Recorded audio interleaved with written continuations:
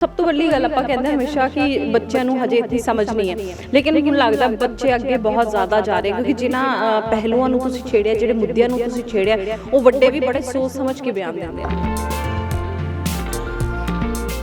तो क्योंकि मैं इजी नहीं चाहती थी, सब कुछ पड़ाव चाहती थी अपने लिए, चैलेंजेस बनाना चाहती थी, ऑब्स्टिकल्स बनाना चाहती थी, तभी मैंने ऐसे टॉपिक्स चूज़ करे। जब ਆਪਾਂ ਰੇਪ ਦੀ ਡੋਮੈਸਟਿਕ ਵਾਇਲੈਂਸ ਦੀ ਗੱਲ ਕਰਦੇ ਨੇ 16 ਸਾਲ ਦਾ ਬੱਚਾ ਮਤਲਬ ਉਹ ਆਂਢੀ ਗੁਆਂਢੀ ਦੇਖਦਾ ਹੈਗਾ, ਅਜਿਹੀਆਂ ਚੀਜ਼ਾਂ ਆ ਰਹੀਆਂ, ਖਬਰਾਂ ਆ ਰਹੀਆਂ, ਹਾਊ ਯੂ ਫੀਲ?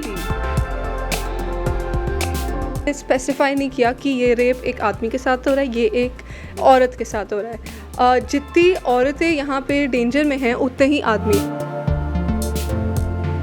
वुमेनहुड ऐसा एक टॉपिक है जिसके बारे में बहुत ज़्यादा ड्रेस होता है, तो मैंने अपनी कोशिश करी है कि वुमेनहुड के साथ साथ मैं मैनहुड के भी स्ट्रगल्स इसमें हाईलाइट करूँ।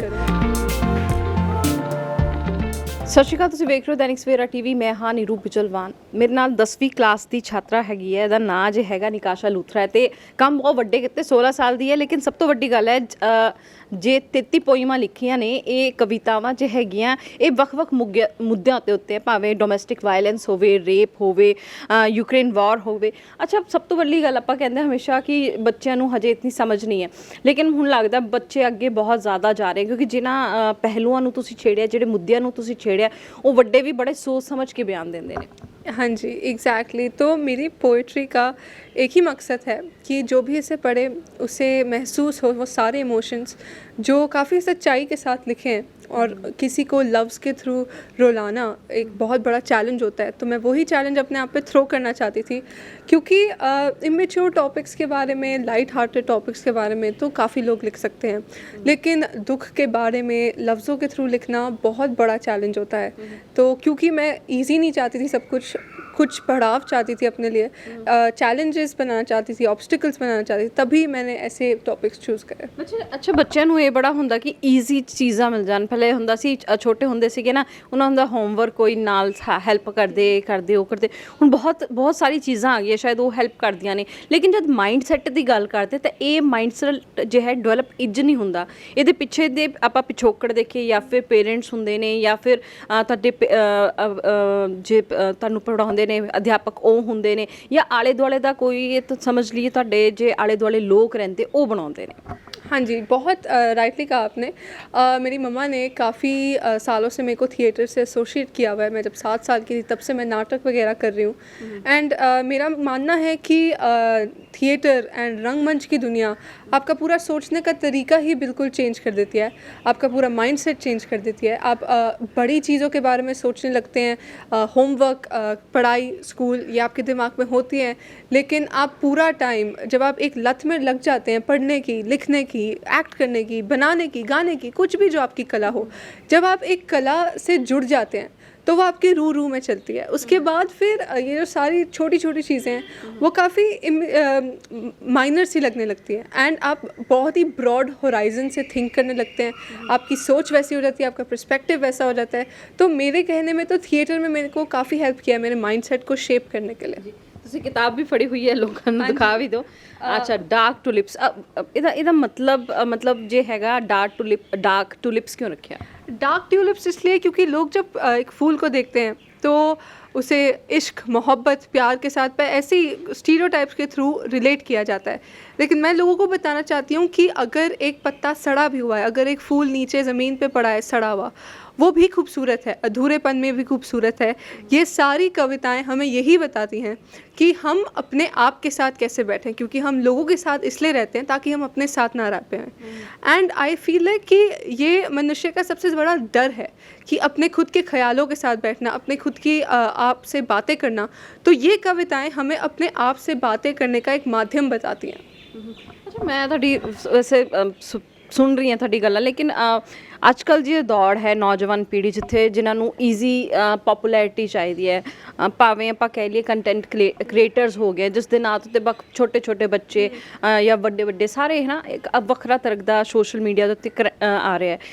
ਇਹ ਜੇ ਤੁਸੀਂ ਲੈ ਕੇ ਆ ਰਹੇ ਹੋ ਬਹੁਤ ਡਿਫਰੈਂਟ ਹੈਗਾ ਤੇ ਇਸ ਡਿਫਰੈਂਸ ਦੇ ਵਿਚਕਾਰ ਤੁਹਾਨੂੰ ਕੀ ਲੱਗਦਾ ਕਿਤੇ ਨਾ ਕਿਤੇ ਸੋਸ਼ਲ ਮੀਡੀਆ ਜੇ ਹੈਗਾ ਸਾਡੇ ਯੂਥ ਨੂੰ ਨੌਜਵਾਨ ਪੀੜ੍ਹੀ ਨੂੰ ਇੱਕ ਵੱਖਰੀ ਦੁਨੀਆ ਦੇ ਵੱਲ ਖਿੱਚ ਰਿਹਾ ਹੈ ਕਿਉਂਕਿ ਉੱਥੇ ਸਿਰਫ ਵਲਗੈਰਿਟੀ ਜਾਂ ਫਿਰ ਆਪਾਂ ਕਿ ਜੇ ਫੂਹੜਪਨ ਹੈਗਾ ਜ਼ਿਆਦਾ ਮਤਲਬ ਉੱਥੇ ਮਤਲਬ ਇਸ ਤਰ੍ਹਾਂ ਦੀ ਗੱਲਾਂ ਨਹੀਂ ਹੋ ਸਕਦੀਆਂ ਨੇ हाँ जी, आई अग्री। बहुत ज़्यादा ही बहुत सारी चीज़ों का सोर्स है सोशल मीडिया। एडिक्शन होगी, कुछ हो गया, हमें बुरी चीज़ों में भी पड़ा देता है कभी कभार, लेकिन इसके काफ़ी लाभ भी हैं।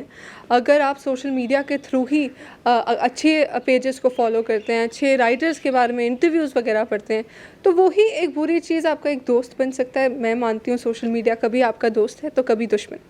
मेरे लिए वो काफ़ी बड़ा दोस्त है क्योंकि मैं भी अपने सोशल मीडिया पेजेस पे पोइट्री प्रमोट करती हूँ, लिटरेचर प्रमोट करती हूँ, ताकि मेरे साथ मेरे छोटे वाले और मेरे बड़े सब जो मैं सोचती हूँ वही मैं अपने ख्याल वहाँ रखती हूँ।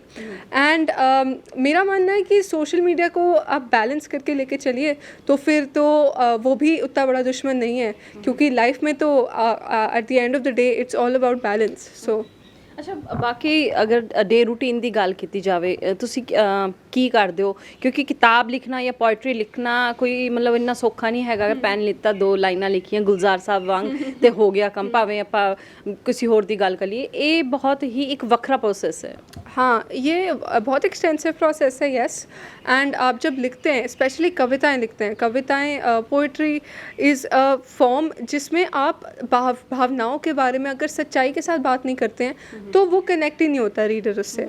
एक वो बहुत बड़ा चैलेंज होता है। एंड मैं जब स्कूल से वापस आती हूँ, ट्यूशन्स हो जाती हैं, होमवर्क हो जाता है, पढ़ाई हो जाती है, उसके बाद रात को मैं बैठती हूँ लिखने और पढ़ने के लिए, पोइट्री पढ़ने के लिए, नॉवल पढ़ाई नहीं। क्योंकि अगर आप कुछ लिखना चाहते हैं उसका फर्स्ट स्टेप यही है कि आप बाकी कलाकारों को, बाकी कवियों के काम को पहले पहचानिए, उन्होंने कैसे अपने भाव वहाँ रखे हैं कलम पे, उसको रिकग्नाइज़ कीजिए, उसके बाद ही हम कुछ लिख सकते हैं। तो मैं तो अपना रात का टाइम यूटिलाइज इसलिए ही करती हूँ राइटिंग एंड रीडिंग में। ਅੱਛਾ ਜਿੱਥੇ ਨੌਜਵਾਨ ਪੀੜ੍ਹੀ ਗੇਮਸ ਖੇਡ ਰਹੀ ਹੈ, ਪਬਜੀ ਖੇਡ ਰਹੀ ਹੈ, ਉੱਥੇ ਇਹ ਕਹਿ ਰਹੀ ਹੈ ਮੈਂ ਕਿਤਾਬਾਂ ਪੜ੍ਹਦੀ ਹਾਂ ਤੇ ਕਿਤਾਬਾਂ ਪੜ੍ਹਨਾ ਵੀ ਬਹੁਤ ਜ਼ਰੂਰੀ ਹੈ। ਤੁਸੀਂ ਪੋਇਟਰੀ ਦੀ ਗੱਲ ਕੀਤੀ ਕਿ ਤੁਸੀਂ ਕਿਸ ਨੂੰ ਫੋਲੋ ਕਰਦੇ ਹੋ, ਕਿਹਨਾਂ ਦੀ ਕਿਤਾਬਾਂ ਪੜ੍ਹੀ ਹੈ?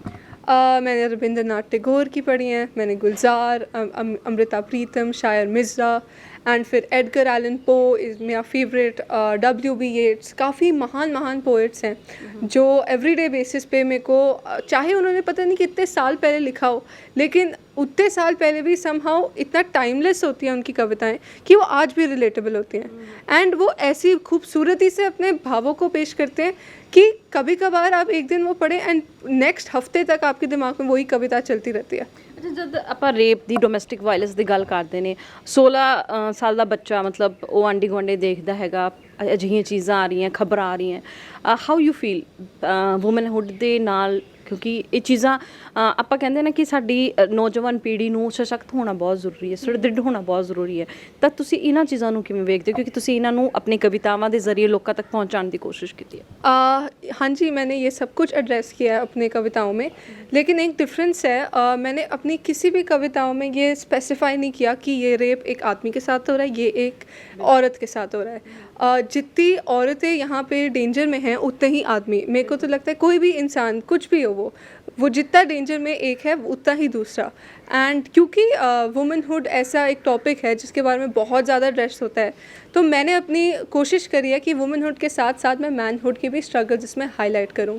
एंड रेप हो गए, डोमेस्टिक वायलेंस हो गए, इसको क्योंकि ये खुद मैंने अभी तक कुछ टचवुड एक्सपीरियंस नहीं हुआ है ऐसा, तो उस ऐसे इमोशंस को कनेक्ट करना बहुत मुश्किल होता है। एंड पहले डीप रिसर्च मोड में जाना होता है, खुद जानना होता है इमोशन को, क्या चल रहा होगा उस विक्टिम के दिमाग में, उसकी फैमिली के दिमाग में। ओनली आफ्टर आप ये सब जानते हैं तभी आप कुछ कलम पे लिख पाते हैं। ਅੱਛਾ ਯੂਕਰੇਨ ਵਾਰ ਦੇ ਬਾਰੇ ਵੀ ਲਿਖਿਆ ਹੈਗਾ, ਕੀ ਲੱਗਦਾ ਯੂਕਰੇਨ ਵਾਰ ਨੂੰ ਲੈ ਕੇ ਸਾਡੇ ਪੰਜਾਬ ਦਾ ਯੂਥ ਬਹੁਤ ਸਾਰਾ ਉੱਥੇ ਸੀਗਾ ਸਟੱਡੀ ਕਰਨ ਦੇ ਲਈ ਕਿਉਂਕਿ ਸਾਡੇ ਇੱਕ ਇੱਥੇ ਪ੍ਰਚਲਨ ਹੈਗਾ ਕਿ ਆਪਾਂ ਬਾਹਰ ਜਾ ਕੇ ਪੜ੍ਹਾਈ ਕਰੀਏ ਫਿਰ ਬਾਅਦ 'ਚ ਡਾਲਰਸ ਦੇ ਵਿਚਕਾਰ ਕਿਉਂਕਿ ਵਾਈਟ ਕਾਲਰ ਜੌਬ ਤੇ ਬਲੂ ਕਾਲਰ ਜੌਬ ਦੇ ਵਿਚਕਾਰ ਇੱਕ ਰੇਸ ਰਹਿੰਦੀ ਹੈ। ਵਾਈਟ ਕਾਲਰ ਜੌਬ ਦਾ ਜਾਂ ਕਹਿ ਲਈਏ ਕਿ ਉਸ ਦਾ ਕਰੇਜ਼ ਥੋੜ੍ਹਾ ਘੱਟ ਹੋ ਗਿਆ। ਪਹਿਲੇ ਲੋਕ ਹੁੰਦਾ ਸੀ IAS IPS ਆਫਿਸਰਸ ਬਣਨਾ ਜਾਂ ਫਿਰ ਡਾਕਟਰਸ ਬਣਨਾ, ਇੰਜੀਨੀਅਰਸ ਬਣਨਾ। ਹੁਣ ਆਈ ਥਿੰਕ ਕੋਰਸਿਸ ਬਹੁਤ ਜ਼ਿਆਦਾ ਆ ਗਏ ਤਾਂ ਵੈਰਾਈਟੀਜ਼ ਬਹੁਤ ਆ ਗਈਆਂ ਅਤੇ ਹੁਣ ਮੈਨੂੰ ਲੱਗਦਾ ਸ਼ਾਇਦ ਈਜ਼ੀ ਮਨੀ ਜਾਂ ਫਿਰ ਛੇਤੀ ਕੰਮ ਕੰਮ ਕਰਨਾ ਜਾਂ ਨੌਕਰੀ ਪਾਣਾ ਜਾਂ ਛੇਤੀ ਆਪਣੇ ਬਲਬੂਤੇ ਤੇ ਖੜੇ ਹੋਣ ਦੇ ਪਿੱਛੇ ਕੀ ਕਾਰਨ ਲੱਗਦੇ ਨੇ?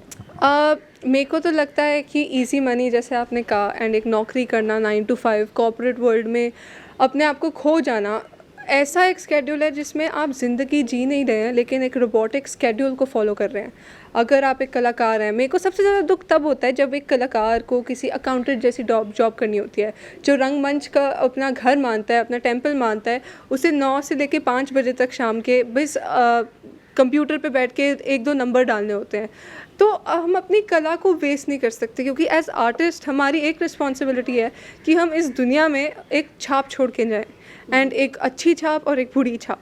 बुरी छाप एज इन हम बुरे टॉपिक्स को जो लोग एड्रेस नहीं करते हैं उनको एड्रेस करें, एंड सबको एक चेंज बनाएं, क्योंकि इजी मनी इजी जॉब फिर तो हम बस डेथ का वेट कर रहे हैं। मौत का इंतज़ार करने से तो कोई फ़ायदा ही नहीं अगर हम जी नहीं रहे हैं अपनी ज़िंदगी को।